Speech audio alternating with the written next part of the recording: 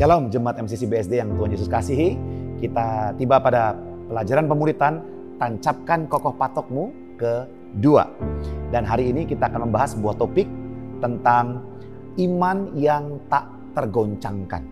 Sebelum kita belajar, mari kita berdoa. Terima kasih Bapa yang baik, kami mengucap syukur untuk hari ini.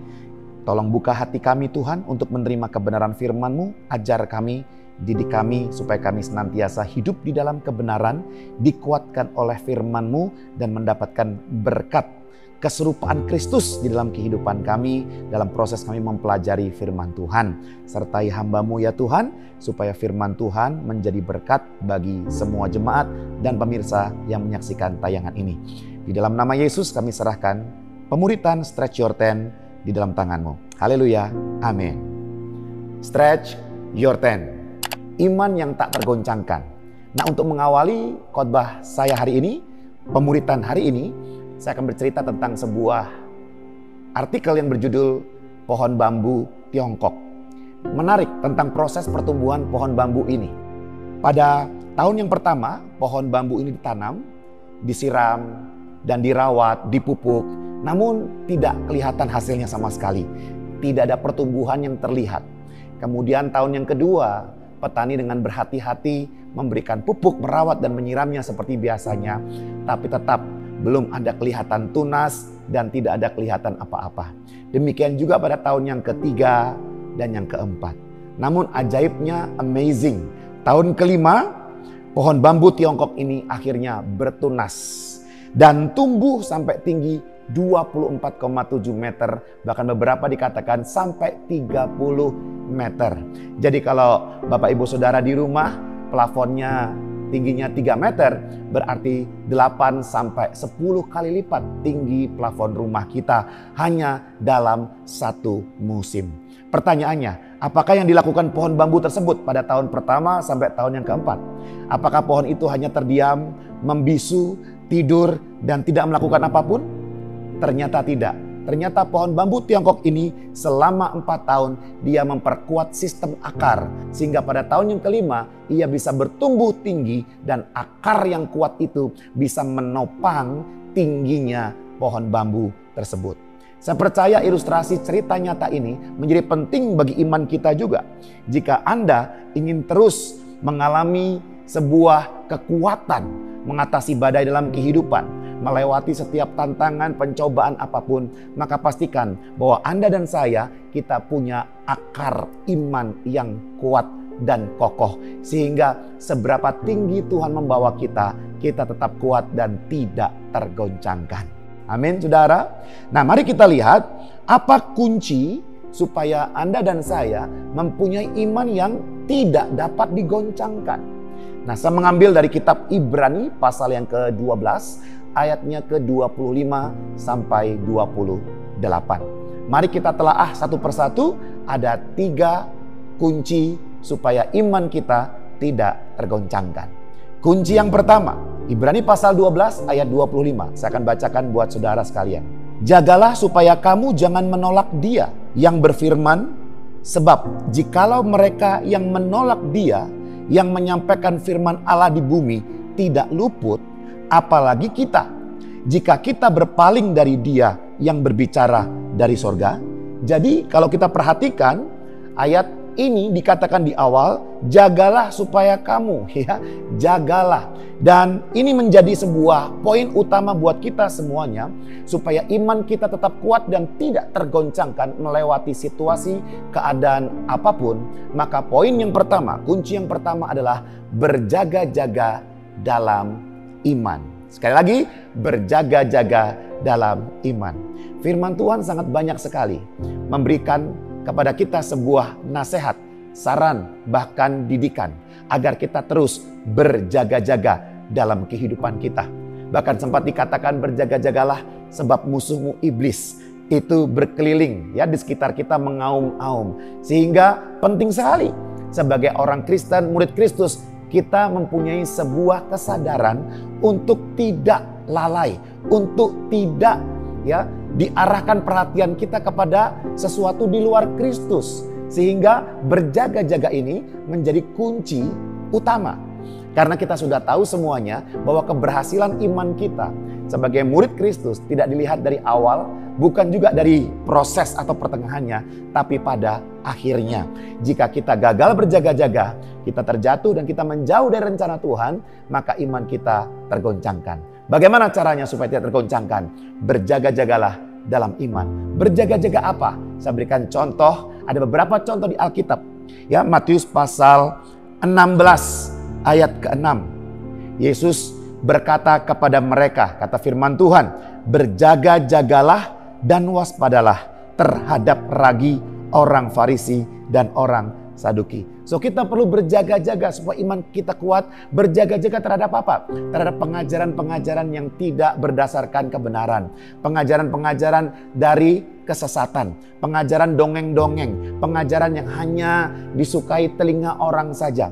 Pengajaran yang bukan berasal dari Tuhan. Yang nampaknya seperti kebenaran tetapi sebenarnya bukan kebenaran. Ayo kita berjaga-jaga dari setiap pengajaran yang kita terima. Ya, termasuk saya, jika Anda menemukan ada sebuah makna atau arti yang diselewengkan, yang tidak tepat, yang membuat Anda tidak damai sejahtera, segera hubungi saya, berikan teguran, berikan umpan balik, berikan feedback.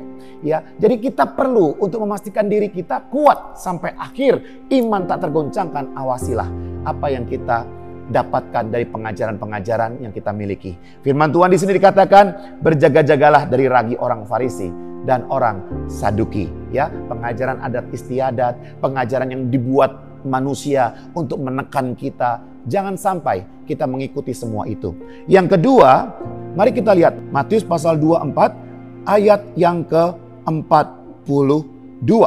Firman Tuhan berkata, karena itu berjaga-jagalah, sebab kamu tidak tahu pada hari mana Tuhanmu datang. Ini mengingatkan saya kepada 5 gadis bijaksana dan 5 gadis bodoh. Ini menjadi sebuah ilustrasi analogi yang baik sekali. Bahwa kita perlu berjaga-jaga menjaga hidup kita. Karena kita tidak pernah tahu kapan Tuhan datang. Jadi bukan hanya kita mengawasi pengajaran yang masuk dalam kehidupan kita. Kita juga mengawasi diri kita. Jangan hidup seenaknya saja. Jangan berkata, dosa gak apa-apalah. Tuhan juga belum datang. Nanti bertobatnya kalau Tuhan sudah mau datang saja. Nah, masalahnya kita tidak pernah tahu kapan Tuhan datang kali yang kedua. Tetapi harapan saya, kita semuanya ketika Tuhan datang ditemukan, kita sedang tidak bercacat celah. Bahkan kita tidak berbuat yang melawan Tuhan. Kita ditemukan sedang di dalam ladang pelayanan, sedang mengasihi Tuhan dan mencintai firman Tuhan. Dan yang ketiga, Matius 26 ayat 41. Firman Tuhan berkata, berjaga-jagalah dan berdoalah supaya kamu jangan jatuh ke dalam pencobaan. Roh memang penurut, tapi daging lemah. Jadi yang ketiga adalah berjaga-jaga agar tidak jatuh dalam pencobaan. Kita tahu bahwa manusia dicobai oleh keinginannya sendiri, oleh kedagingannya sendiri. Dan kadang-kadang juga iblis bisa mencobai kita. Oleh karena itu, jika Anda ingin kuat imannya, berjaga-jagalah dalam iman. Berjaga-jaga apa saja? Yang pertama, awasilah pengajaran kita. Jangan sampai ada ragi Saduki, ragi Farisi masuk menjadi kebenaran yang kita percayai. Berjaga-jagalah atas kedatangan Tuhan. Biarkan hidup kita tetap siap sebagai mempelai yang akan menyambut mempelai pria nanti, yaitu Tuhan Yesus sendiri. Dan yang ketiga, berjaga-jagalah supaya kita tetap kuat di dalam roh. Makanya kita berdoa puasa, makanya kita beribadah, makanya kita membaca firman supaya manusia roh kita tetap kuat dan kita tidak dikalahkan oleh tipu muslihat iblis. Kunci yang kedua supaya kita mempunyai iman yang tidak tergoncangkan. Ibrani 12 ayat 26 sampai 27 kita lanjutkan. Waktu itu suaranya menggoncangkan bumi, tetapi sekarang ia memberikan janji, satu kali lagi aku akan menggoncangkan bukan hanya bumi saja, melainkan langit juga. Ungkapan satu kali lagi menunjuk kepada perubahan pada apa yang dapat digoncangkan. Karena ia dijadikan supaya tinggal tetap apa yang tidak tergoncangkan. Saya berdoa kita semua tinggal tetap di dalam tempat yang tidak tergoncangkan. Namun firman Tuhan berkata sekali lagi, aku akan menggoncangkan. Ada goncangan yang datang dari dunia, tetapi ada juga goncangan yang datangnya dari Tuhan. Jelas sekali firman Tuhan ini berkata, aku akan menggoncang. Ya, nah bagaimana caranya Tuhan menggoncang langit dan bumi? Salah satu contoh Tuhan bisa menggoncang kita. Kita bisa lihat di dalam cerita di Yohanes pasal yang ke-6, di mana ternyata firman Tuhan itu menjadi kebenaran yang menegur, mendidik kita, memberikan perubahan di dalam kebenaran supaya kita hidup sesuai dengan kebenaran. Firman Tuhan juga bisa menggoncang kita. Menggoncang artinya apa? Bisa juga itu maknanya memurnikan, menampi, supaya semua ragi-ragi yang tidak berasal dari Tuhan bisa dibuang jauh-jauh. Kisah apa? Yohanes pasal yang ke-6. Di situ dikisahkan Yesus berbicara dengan banyak orang, berkata bahwa akulah roti hidup. Ya, Tuhanlah roti hidup. Namun di dalam kisah itu Anda bisa baca dalam Yohanes pasal yang ke-6, ada 3 jenis orang yang setelah tergoncangkan oleh karena firman Tuhan yang disampaikan, mereka punya 3 respon yang berbeda. Nah, saya ingin sampaikan bahwa ketika Bapak Ibu Saudara sekalian mendengarkan firman Tuhan, membaca firman Tuhan, mendengarkan materi pemuritan atau khotbah dalam ibadah, beberapa dari Anda akan digoncangkan.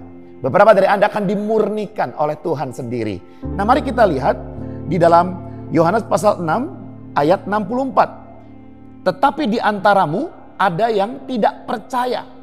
Sebab Yesus tahu dari semula siapa yang tidak percaya dan siapa yang akan menyerahkan dia. Jadi dalam kumpulan orang banyak itu, termasuk murid-muridnya, Yesus sedang menunjuk kepada Yudas Iskariot. Ya, ketika dia mendengarkan firman Tuhan, mungkin tidak ada perubahan. Dan jenis orang pertama ini saya sebut sebagai tipe yang berkhianat kepada Tuhan. Ketika firman Tuhan disampaikan, ketika kebenaran disampaikan, ada saja orang-orang yang justru bukan hanya menolak, tetapi berkhianat.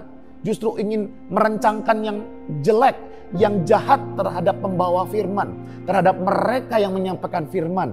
Kita sering tahu bahwa ketika kita menyampaikan firman kebenaran, ada saja orang-orang yang hendak melukai, mengkhianati, menyerahkan kita, menangkap kita. Perhatikan baik-baik Bapak Ibu Saudara, hidup dalam kebenaran, menyampaikan kebenaran. Ada saja orang-orang yang akan menyerang kita. Itu jenis yang pertama. Ternyata ketika Yesus berbicara tentang akulah roti hidup, ada jenis yang kedua. Ada di ayat yang ke-66. Mari kita lihat. Mulai dari waktu itu, banyak murid-muridnya mengundurkan diri dan tidak lagi mengikut dia. Ini adalah jenis yang kedua, mengundurkan diri dari Tuhan. Jangan-jangan firman Tuhan yang disampaikan saat ini pun membuat Anda mundur dari Tuhan. Terlalu berat Tuhan. Tuhan, aku gak bisa. Aku gak mampu. Aku masih ingin suka duniawi. Aduh Tuhan, sepertinya berat. Saudara perhatikan baik-baik. Jika Tuhan tidak yakin bahwa Anda dan saya lewat Roh Kudus yang memampukan kita, maka perintah ini tidak mungkin datang buat kita. Ketika perintah ini diberikan, maka Tuhan tidak membiarkan kita sebatang kara, yatim piatu atau sendirian. Tuhan memberikan Parakletos, Roh Kudus yang menghibur, menolong, membantu, menguatkan, bahkan memampukan kita untuk melakukan segala firman yang disampaikan Tuhan kepada kita. Jadi ketika Anda mendengar sebuah firman Tuhan dan itu merasa tidak nyaman di dalam diri Anda, mungkin itu kebenaran yang sebenarnya sedang memurnikan Anda, yang sebenarnya sedang menolong Anda menjadi pribadi yang lebih berkenan di hadapan Tuhan. Tipe yang kedua, ada saja yang mengundurkan diri. Namun ada tipe yang ketiga di ayat 68 sampai 69, ya. Ayat 67 boleh kita baca juga, dikatakan, maka kata Yesus kepada 12 muridnya, apakah kamu tidak mau pergi juga? Jawab Simon Petrus kepada Yesus, Tuhan, kepada siapakah kami akan pergi? Perkataanmu adalah perkataan hidup yang kekal. Dan kami telah percaya dan tahu bahwa Engkaulah adalah yang kudus dari Allah. Nah, jenis yang ketiga saya sebut sebagai jenis yang tetap mengikut Tuhan. Betapapun firman itu kuat dan keras, betapapun pelajarannya itu bukan makanan ringan, bukan snack, bukan kudapan, tapi makanan keras.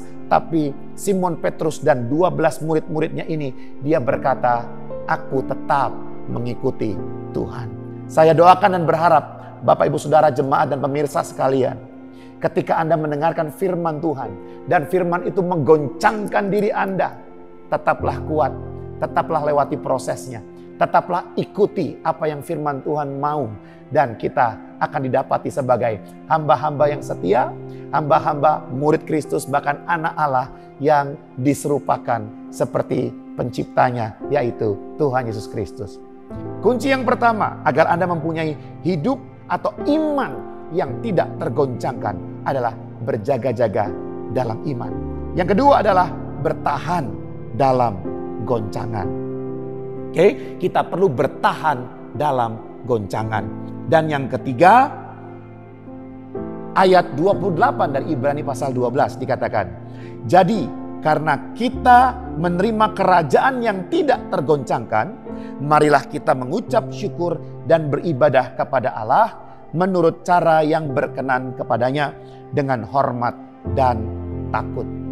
Jadi kunci yang ketiga agar Anda dan saya imannya tidak tergoncangkan, maka kita perlu beribadah dengan cara Tuhan. Beribadah seperti caranya yang Tuhan inginkan. Nah, mari kita lihat satu persatu dalam ayat 28 ini. Ternyata dikatakan di situ beribadah itu dalam bahasa aslinya artinya to serve. Berarti ini bukan tentang kita datang ibadah, nyanyi satu lagu, pelan, lalu dua lagu, praise, lalu satu lagu lagi, worship, lalu kita dengar firman, kita kolekte dan kita pulang. Bukan itu. Ternyata bukan kepada aktivitas beribadahnya, tapi lebih kepada melayani Tuhan. Melayani Tuhan adalah sebuah tindakan aktif. Jadi kalau kita datang ibadah, kita dilayani, itu pasif. Tapi ternyata beribadah di sini itu bermakna to serve atau melayani. Maka ketika iman kita ingin tak tergoncangkan, kita perlu terus terlibat di dalam pelayanan, melayani Tuhan. Kita makin dekat, makin serupa dengan pribadi yang kita layani. Dan di situ dikatakan apa? Berkenan, ya, cara yang berkenan. Berkenan bahasa Inggrisnya di situ acceptably. Acceptably itu artinya menyenangkan Tuhan. Jadi beribadah dengan caranya itu apa? Kita melayani Tuhan, tindakan aktif sampai Tuhan disenangkan. Nah, Tuhan disenangkan itu kalau pelayanan kita tidak mencari keuntungan pribadi. Tuhan disenangkan itu kalau dia tahu betul-betul bahwa pelayanan kita lahir dari hati. Kecintaan kita kepada Kristus bukan hanya kewajiban, bukan sebagai tugas, tanggung jawab, apalagi untuk mendapatkan sesuatu. Dan dikatakan dengan hormat, ya. Dan kata hormat atau bahasa Inggrisnya reverence itu ternyata artinya dengan rasa malu atau dengan kesopanan. Jadi melayani Tuhan malu maksudnya apa? Aduh Tuhan, aku gak layak. Tapi Tuhan berikan aku kelayakan. Dan di situ tidak main-main. Dia sopan. Menghargai betul-betul bahwa Tuhan itu pribadi yang kita perlu agungkan, perlu kita muliakan. Bukan takut dalam arti bahwa kita nanti takut dipukul, takut dihukum, bukan. Tapi kita ada sebuah kesungguhan. Mempersiapkan diri sebaik mungkin. Ibadah walaupun online, pakaian tetap rapi. Ibadah walaupun online, tetap kita on time. Tetap kita khusyuk. Dan hadirat Tuhan dimanapun kita beribadah, dia tetap ada. Dan dikatakan lagi, takut. Bahasa Inggrisnya godly fear. Dan itu ternyata artinya hati-hati. Jadi saudara, kalau kita baca ulang kepada ayat 28 ini, jadi karena kita menerima kerajaan yang tidak tergoncangkan, marilah kita mengucap syukur dan melayani Tuhan menurut cara yang menyenangkan Tuhan dengan sopan dan berhati-hati. Tidak asal-asalan. Jadi Bapak Ibu Saudara sekalian, kita tahu sekarang bahwa inilah yang Tuhan ingin kita lakukan. Jadi ada 3 hal atau 3 kunci iman yang tidak tergoncangkan. Yang pertama, berjaga-jaga dalam iman, bertahan dalam goncangan, dan beribadah dalam caranya. Jika Anda diberkati oleh pemuritan ini dan Anda ingin menjadi berkat bagi orang lain, silahkan Anda bisa subscribe di YouTube MCC BSD dan Anda bisa like dan share kepada orang-orang yang Anda kasihi. Mari kita berdoa. Terima kasih Bapak yang baik untuk berkat firman-Mu. Kami terima berkat firman-Mu dan kami berdoa supaya iman kami tetap kuat dan tidak tergoncangkan. Di dalam nama Yesus kami mengucap syukur. Haleluya. Amin. Tuhan Yesus memberkati kita semua.